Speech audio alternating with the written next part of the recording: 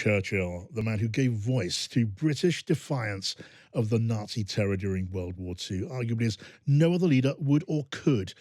And yet the study found that only 1 in 5 people between 18 and 24 had a positive view of Churchill, and that contrasted with 58% of those older than 65. George and Kate, first of all, what is your view? Top of the head, what's your view of Winston Churchill? Well, I read this article and I thought, I'm quite surprised that people feel that way. And then I thought back to a protest. I can't remember what it was about, but it was in Westminster fairly recently when there is a big statue of Winston Churchill on the square, and his statue was defaced. I think there was paint thrown at it, and then they had to erect a sort of barrier around it. And I remember thinking at the time, why would you attack that statue? And then you read this study and it talks about, his racist views. There are some questions about some of the language that he used, some of his behaviour at the time. And for younger people who are often taught that version of Churchill's character as part of history, which also teach them about his role in the war, it's not hard to see why people would find that quite unpalatable. Yes. But it's not something that we, or certainly that I, have grown up thinking about. It's quite difficult, actually. Yeah, the statue was defaced during a Black Lives Matter protest, wasn't it? What about you, George? Just when you think of Churchill, what do you think? Well, I'm much older than Kate, and was brought up watching black and white war films by my dad on BBC Two on a Sunday afternoon, and was brought up as part of a generation who regarded Churchill as the greatest living Englishman, Briton, and an absolute national icon.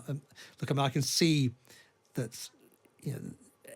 You could look back at his record and just think there's a whole load of stuff he did, which through modern eyes would be regarded as certainly as racist.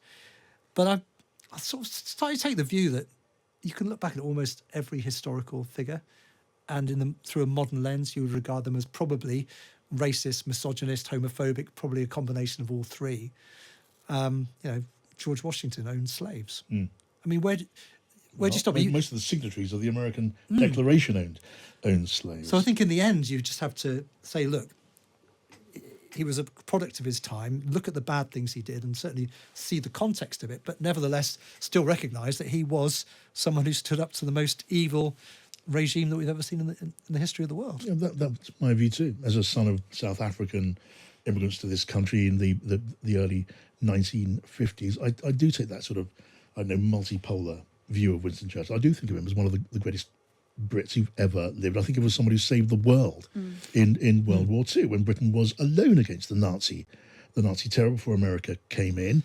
And he was the guy, Winston Churchill, who prevented people in the wartime national government, like the Earl of Halifax and like Chamberlain, from doing a deal with Hitler, which would have changed the face of the globe and all history from then to now. Equally, he was the guy who authorised the action which led to the Bengal famine in 1943, in which many people died. He was certainly an out-and-out racist by modern standards in his attitudes and his actions as a young man.